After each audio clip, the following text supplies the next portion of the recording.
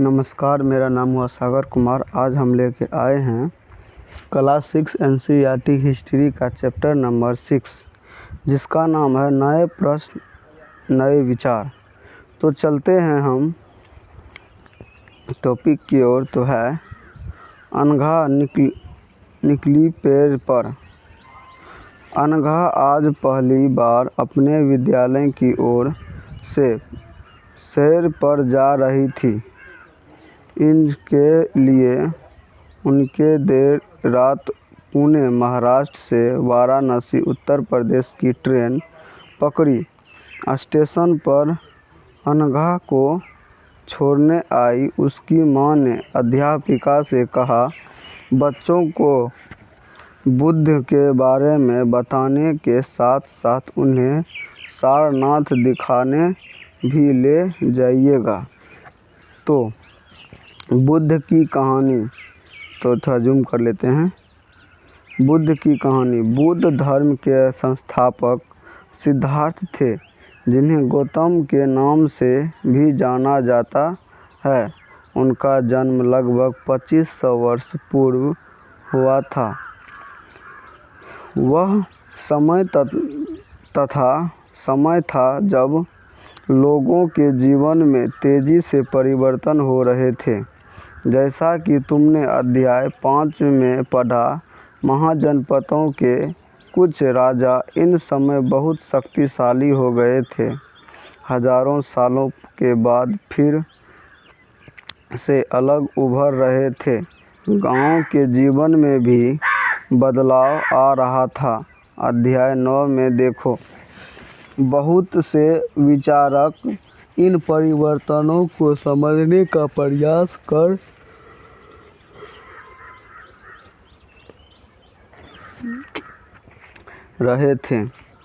रहा था। वे जीवन के सच्चे अर्थ को भी जानना चाह रहे थे। बुद्ध क्षत्रिय थे तथा शाक्य नामक एक छोटे से गण से संबंधित थे। युवा अवस्था में ही ज्ञान की खोज में उन्होंने घर के सुखों को छोड़ दिया। अनेक वर्षों तक वे भ्रमण करते रहे तथा अन्य विचारकों से मिलकर चर्चा करते रहे। अंततः ज्ञान प्राप्ति के लिए उन्हें स्वयं ही रास्ता ढूंढने का निश्चय किया, जिनके लिए उन्हें बोध गया बिहार में एक पीपल के नीचे कई दिनों तक तपस्या की। अनंततः उन्हें ज्ञान प्राप्त हुआ। इसके बाद से वे बुद्ध के नाम से जाने गए। यहाँ से वे वाराणसी के निकट स्थित सारनाथ गए, जहाँ उन्होंने पहली बार उपदेश दिया।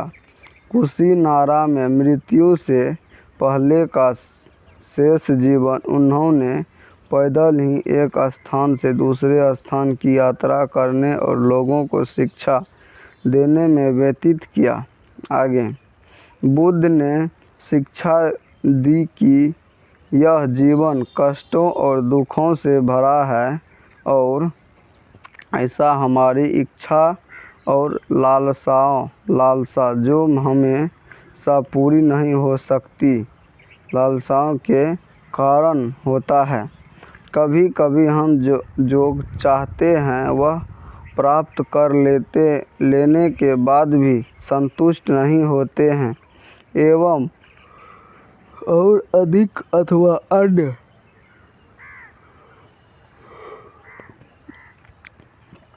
अन्य वस्तुओं को पाने की इच्छा करने लगते हैं। बुद्ध ने इस लिप्सा को तृष्णा कहा है। बुद्ध के शिक्षा दी गई कि आत्मसंचय अपनाकर हम ऐसी लालसा से मुक्त पा सकते हैं।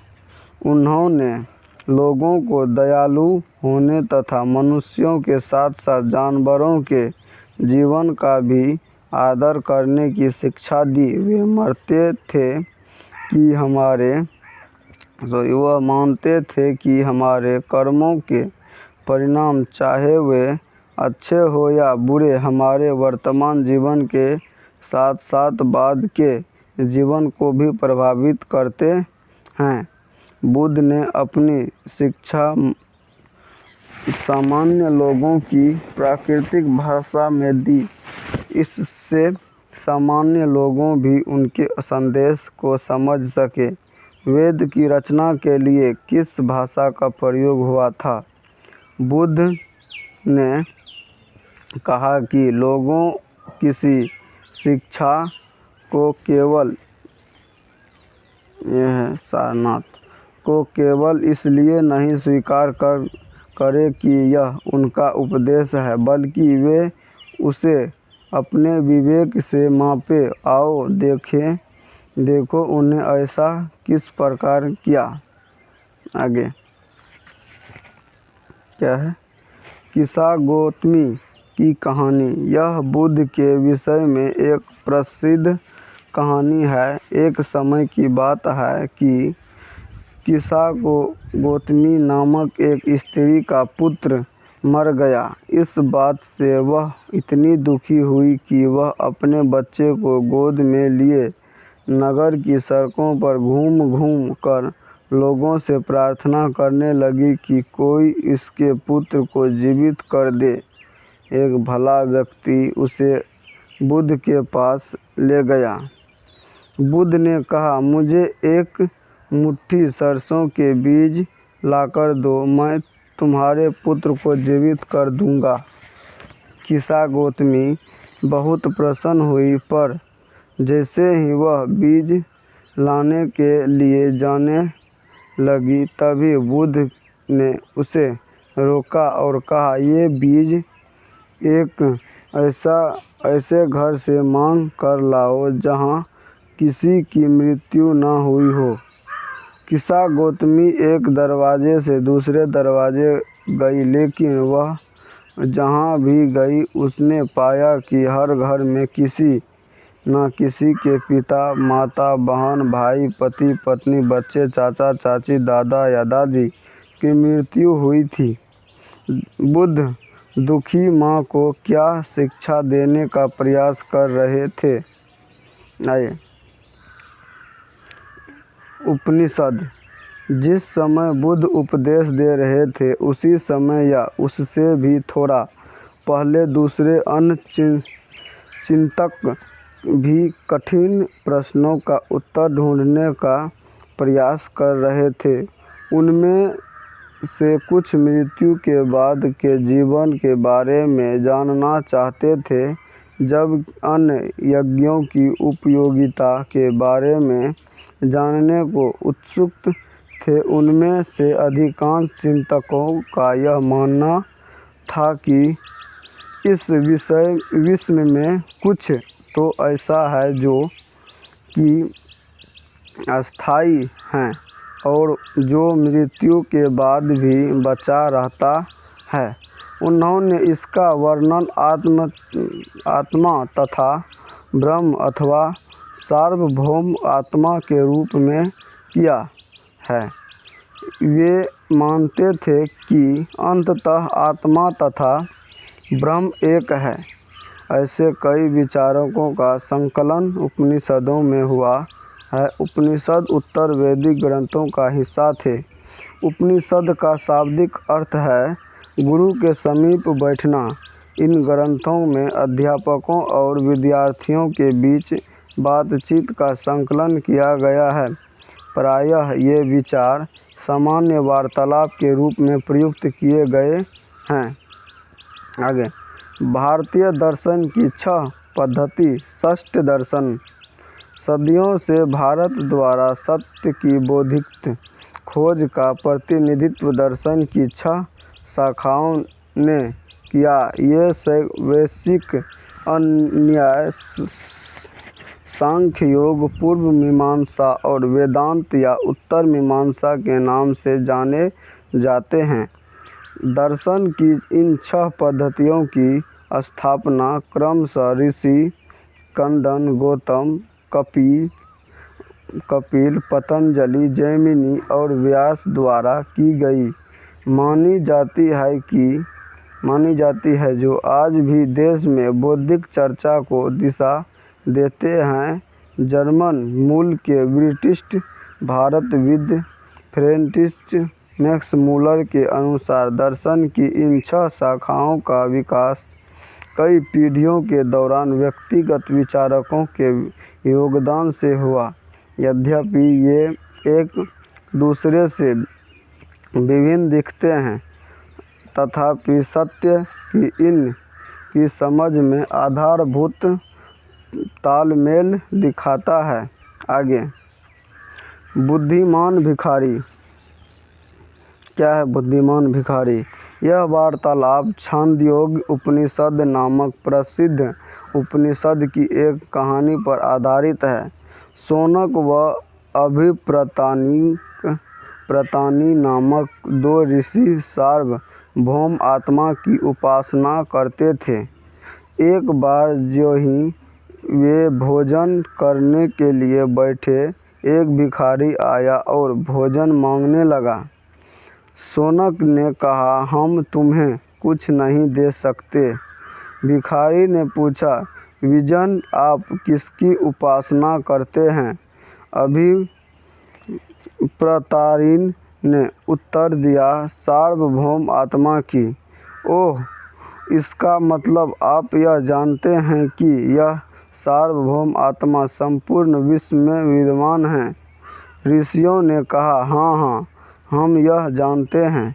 भिखारी ने फिर पूछा, अगर यह सार्वभौम आत्मा संपूर्ण विश्व में विद्यमान है तो यह मेरे अंदर भी विद्यमान है। मैं कौन हूँ? मैं इस विश्व का एक भाग ही तो हूँ। तुम सत्य बोलते हो, युवा ब्राह्मण। इसीलिए हे ऋषि, मुझे भोजन न देकर आप उस सार्वभौम आत्मा को भोजन देने से मना कर रहे हैं। भिखारी की बात की सच्चाई जानकर ऋषियों ने उसे भोजन दे दिया। भिखारी ने भोजन पाने के लिए ऋषियों को किस तरह मनाया? आगे, इन चर्चाओं में भाग लेने वाले अधिकांश पुरुष ब्राह्मण तथा राजा होते थे। कभी कभी मार्गी जैसी स्त्री विचारकों का भी उल्लेख मिलता है। विद्वता के लिए प्रसिद्ध मार्गी राज दरबारों में होने वाले वाद विवाद में भाग लिया करती थी। निधन व्यक्तित्व इस तरह के वाद विवाद में बहुत कम ही हिस्सा लेते थे। इस तरह का एक प्रसिद्ध अपवाद सत्यकाम जावाल का है। सत्यकाम जावाल का नाम उसकी दासी माँ के नाम पर पड़ता।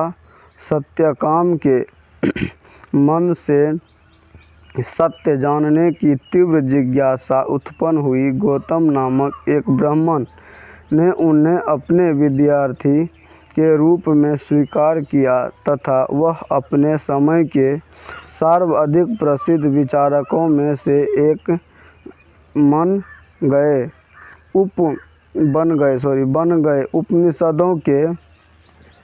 उपनिषदों के कई विचारकों का विकास बाद में प्रसिद्ध विचारक शंकराचार्य के द्वारा किया गया, जिनके बारे में तुम कक्षा 7 में पढ़ोगे।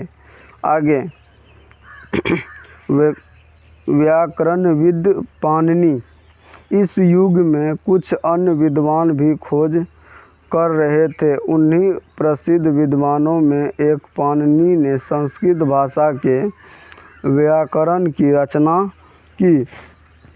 उन्होंने स्वरों तथा व्यंजनों को एक विशेष क्रम में रखकर उसके आधार पर सूत्रों की रचना की। ये सूत्र बीजगणित के सूत्रों से काफ़ी मिलते जुलते हैं। इस प्रयोग पर उन्हें संस्कृत भाषा के प्रयोग के नियम लघु सूत्र लगभग 3000 के रूप में लिखे। 3000 हैं। जैन धर्म। इसी युग में अर्थात लगभग 2500 वर्ष पूर्व जैन धर्म के 24वें तथा अंतिम तीर्थंकर वर्धमान महावीर ने भी अपने विचारों का प्रसार किया। वह वज्जी संघ के लिच्छवी कुल के एक क्षत्रिय राजकुमार थे। इस संघ के विषय में तुमने अध्याय 5 में पढ़ा। 30 वर्ष की आयु में उन्हें घर छोड़ दिया और जंगल में रहने लगे। 12 वर्ष तक उन्हें कठिन व एकांकी जीवन व्यतीत किया। इनके बाद उन्हें ज्ञान प्राप्त हुआ। उनकी शिक्षा सरल थी। सत्य जानने की इच्छा रखने वाले प्रत्येक स्त्री व पुरुष को अपना घर छोड़ देना चाहिए। उन्हें अहिंसा के नियमों का कड़ाई से पालन करना चाहिए, अर्थात किसी भी जीव को ना तो कष्ट देना चाहिए और ना ही उसकी हत्या करनी चाहिए। महावीर का कहना था, सभी जीव जीना चाहते हैं, सभी के लिए जीवन प्रिय है। महावीर ने अपनी शिक्षा प्राकृतिक में दी। यही कारण है कि साधारण जन भी उनके तथा उनके अनुयायियों की शिक्षाओं को समझ सके। देश के अलग अलग हिस्सों में प्रकृति के अलग अलग रूप प्रचलित थे। प्रचलन क्षेत्र के आधार पर ही उनके अलग अलग नाम थे। जैसे मगध में बोली जाने वाली प्राकृतिक मगही कहलाती थी। जैन नाम से जाने गए महावीर के अनुयायियों को भोजन के लिए भिक्षा मांगकर सादा जीवन बिताना होता था। उन्हें पूरी तरह से ईमानदार होना पड़ता था तथा चोरी न करने की उन्हें सख्त हिदायत थी। जिन्हें ब्रह्मचर्य का पालन करना होता था। पुरुषों को वस्त्रों सहित सब कुछ त्याग देना पड़ता था। आगे, अधिकांश व्यक्तियों के लिए ऐसे कड़े नियमों का पालन करना बहुत कठिन था। फिर भी हजारों व्यक्तियों ने इन कई जीवन शैली को जानने और सीखने के लिए अपने घरों को छोड़ दिया। कई अपने घरों पर ही रहे और भिक्षुक भिक्षुणी बने लोगों को भोजन प्रदान कर उनकी सहायता करते रहे। मुख्यतः व्यापारियों ने जैन धर्म का समर्थन किया। किसानों के लिए इन नियमों का पालन करना अत्यंत कठिन था, क्योंकि फसल की रक्षा के लिए उन्हें कीड़ों मकोड़ों को मारना पड़ता था।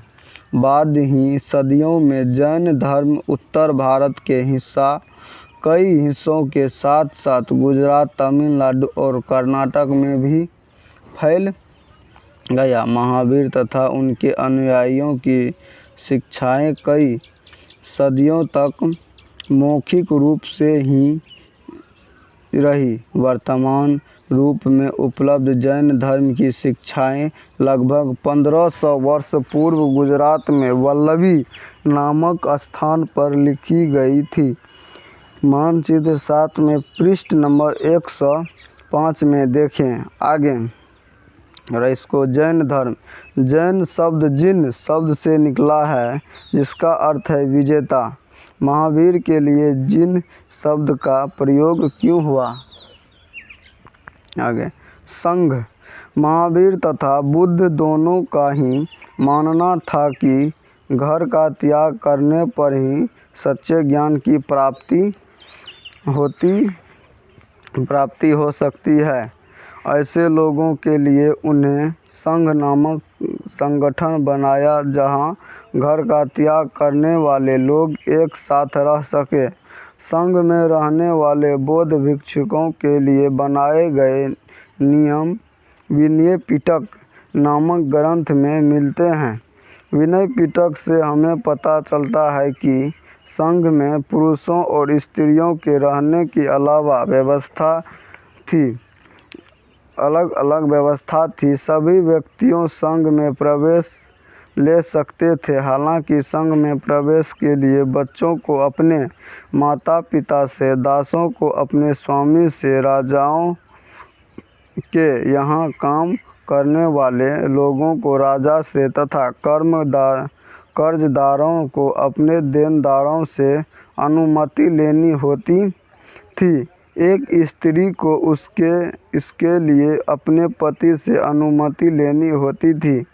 संघ में प्रवेश लेने वाले स्त्री पुरुष बहुत सादा जीवन जीते थे। वे अपना अधिकांश समय ध्यान करने में बिताते थे और दिन के एक निश्चित समय में वे शहरों तथा गांवों में जाकर भिक्षा मांगते थे। यही कारण है कि उन्हें भिक्षु तथा भिक्षुणी, साधु भिखारी के लिए प्राकृतिक शब्द कहा गया। वे आम लोगों को शिक्षा देते थे और साथ ही एक दूसरे की सहायता भी करते थे। किसी तरह की आपसी लड़ाई का निपटारा करने के लिए वे प्रायः बैठकें भी किया करते थे। संघ में प्रवेश लेने वालों में ब्राह्मण, क्षत्रिय, व्यापारी, मजदूर, नाई, गणितकार तथा दास शामिल थे। इनमें से कई लोगों ने बुद्ध की शिक्षाओं के विषय में लिखा तथा कुछ लोगों ने संघ में अपने जीवन के नियम में सुंदर कविताएं की रचना की। पहाड़ को काटकर बनाई गई एक गुफा। यह काले वर्तमान महाराष्ट्र में स्थित एक गुफा है। भिक्षु भिक्षुणी इन शरण स्थलों में रहकर ध्यान किया करते थे। आगे विहार। जैन तथा बौद्ध भिक्षुकों पूरे साल एक स्थान से दूसरे स्थान घूमते हुए उपदेश दिया करते थे। केवल वर्षा ऋतु में जब यात्रा करना कठिन हो जाता था तो वे एक स्थान पर ही निवास करते थे। ऐसे समय में अपने अनुयायियों द्वारा उद्यानों में बनाए गए एक अस्थायी निवासों में अथवा पहाड़ी क्षेत्रों में प्राकृतिक गुफाओं में रहते थे। जैसे जैसे समय बीतता गया, भिक्षु भिक्षुणियों ने स्वयं तथा उनके समर्थकों ने अधिक अस्थायी शरण स्थलों की आवश्यकता का अनुभव किया। तब कई शरण स्थल बनाए गए जिन्हें विहार कहा गया। आरंभिक विहार लकड़ी के बनाए गए तथा बाद में उनके निर्माण में ईंटों का प्रयोग होने लगा। पश्चिमी भारत में विशेषकर कुछ विहार पहाड़ियों को खोदकर बनाए गए। आगे एक बौद्ध ग्रंथ से ज्ञान होता है। जिस तरह महासागरों में मिलने पर नदियों की अलग अलग पहचान समाप्त हो जाती है, ठीक उसी तरह बुद्ध के अनुयायियों जब भिक्षुओं की श्रेणी में प्रवेश करते हैं तो वह अपना वर्ण, क्षेत्र, श्रेणी और परिवार सब त्याग देते हैं। प्रायः किसी धनी व्यापारी, राजा अथवा भूस्वामी द्वारा दान में दी गई भूमि पर विहार का निर्माण होता था। स्थानीय व्यक्ति भिक्षुकों भिक्षुणियों के लिए भोजन, वस्त्र तथा दवाइयाँ लेकर आते थे। उसके बदले ये भिक्षुकों और भिक्षुणी लोगों को शिक्षा देते थे। आगे आने वाली शताब्दियों में बौद्ध धर्म उपनिषद उपमहाद्वीप के विभिन्न हिस्सों के साथ साथ बाहरी क्षेत्रों में भी फैल गया। अध्याय 9 में तुम्हें इनके बारे में और अधिक पढ़ेंगे। आश्रम व्यवस्था। जैन धर्म बौद्ध धर्म जिस समय लोकप्रिय हो रहे थे, लगभग उसी समय ब्राह्मणों ने आश्रम व्यवस्था का विकास किया। यहाँ आश्रम शब्द का तात्पर्य लोगों द्वारा रहने तथा ध्यान करने के लिए प्रयोग में आने वाले स्थान से नहीं है, बल्कि इसका तात्पर्य जीवन के एक चरण से है। ब्रह्मचर्य, गृहस्थ, वानप्रस्थ तथा संन्यास नामक 4 आश्रमों की व्यवस्था की गई। ब्रह्मचर्य के अंतर्गत ब्राह्मण, क्षत्रिय तथा वैश्य से यह अपेक्षा की जाती थी कि इस चरण के दौरान वे सदा जीवन बिताकर वेदों का अध्ययन करेंगे। गृहस्थ आश्रम के अंतर्गत उन्हें विवाह कर एक गृहस्थ के रूप में रहना होता था। वानप्रस्थ के अंतर्गत उन्हें जंगल में रहकर साधना करनी थी। अंततः उन्हें सब कुछ त्याग कर सन्यासी बन जाता था। आश्रम व्यवस्था ने लोगों को अपने जीवन का कुछ हिस्सा ध्यान में लगाने पर बल दिया। प्रायः स्त्रियों को वेद पढ़ने की अनुमति नहीं थी और उन्हें अपने पतियों द्वारा पालन किए गए जाने वाले आश्रमों का ही अनुकरण करना होता था। आगे, संघ के जीवन में आश्रमों की यह व्यवस्था किस तरह विभिन्न थी? यहाँ किन वर्णों का उल्लेख हुआ है? क्या सभी 4 वर्णों को यह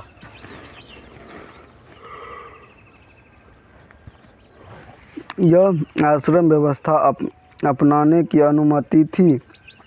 आगे, यन्त्यत्र एटलस में ईरानी ढूंढो। जरस्थुल एक ईरानी पैगंबर थे। उनकी शिक्षाओं का संकलन जैन धर्म। वैसे ये सब आता नहीं है, तो आज के लिए इतना ही। मिलते हैं नेक्स्ट वीडियो में। जय हिंद। वीडियो कैसा लगा हो आप कमेंट में बताएं। जो भी त्रुटि होगा आप कमेंट में बताएं। हम आगे वाला वीडियो में हम इसको सुधार करेंगे। यदि आपको यह PDF चाहिए NCERT का, तो हमें कमेंट में बताएं, तो अगले टाइम से डिस्क्रिप्शन में इसका लिंक दे देंगे। जय हिंद।